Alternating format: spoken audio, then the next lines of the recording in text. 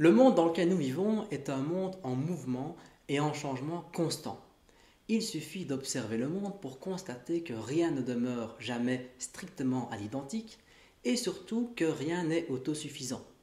On peut toujours trouver, dans les limites de notre raison, les causes de telle ou telle chose. Si je suis en pleine forme un dimanche matin, il peut y avoir différentes causes, comme le fait d'avoir pu dormir de nombreuses heures et d'avoir bu un bon café à mon réveil. L'état dans lequel je suis à ce moment-là se justifie par une série d'éléments qui y ont contribué. Et ce type d'exemple, on peut l'étendre parfaitement à toute chose. Autre exemple, mon chien Tao a 3 ans et fait actuellement 65 kg. Bien évidemment, lorsqu'il n'avait que 3 mois, son poids était 10 fois moindre.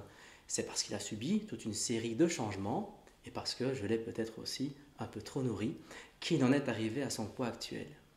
Entre le Tao actuel et le Tao de 3 mois, il y a eu un enchaînement de causes. En d'autres termes, mon chien a une histoire qui permet d'expliquer ce qu'il est actuellement et notamment de dire pourquoi il fait 65 kg. Si on prolonge la réflexion entre le Tao actuel et le Tao, je l'espère, dans 3 ans et plus, il y aura encore un nombre incalculable de causes qui feront qu'il sera d'une certaine manière et pas autrement. Par exemple, qu'il habitera ailleurs parce que j'aurai déménagé et qu'il fera 60 kg parce que je l'aurai mis au régime et qu'il ne sera pas très heureux parce qu'il adore manger. Mais ce Tao de 6 ans n'existe pas encore. C'est un Tao en puissance et non en acte. Et si je remplis correctement mon rôle de fidèle ami de mon chien, je contribuerai grandement à ce qu'il devienne, dans 3 ans, ce Tao svelte et même heureux. Bon, et Dieu dans l'histoire? Parce que là, je parle de mon chien, très bien, mais Dieu.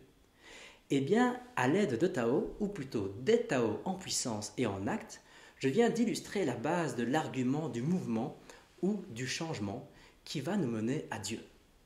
Oui, vous m'avez bien entendu, Tao peut nous mener à Dieu. L'exemple précédent était en fait un détour pour comprendre que tout ce qui existe possède en lui-même tout un éventail de futurs possibles qui ne peuvent se réaliser que par une série de causes internes et externes.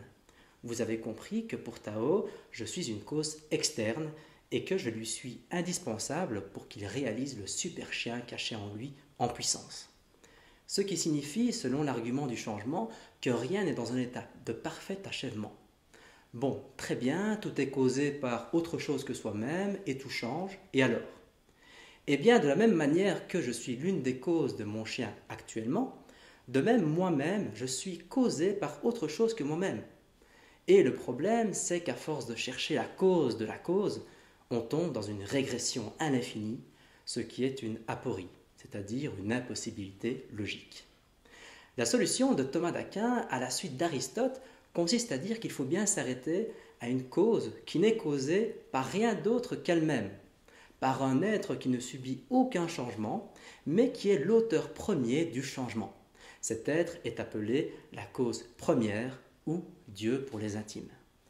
Enfin, si tout l'univers obéit à la loi du changement, Dieu doit nécessairement être aussi en dehors de l'univers, puisque tout ce qui existe, comme je l'ai dit, a besoin d'une cause externe, d'où la transcendance de Dieu. En résumé, l'argument du changement consiste à rendre compte rationnellement du changement constitutif de notre univers et de tout ce qui s'y trouve, et de faire de Dieu l'origine première ou la cause première de tout ce qui existe. C'est parce que Dieu est l'inchangé, il est l'acte pur dépourvu de toute potentialité qui le porterait à changer, qu'il est la source de toute chose.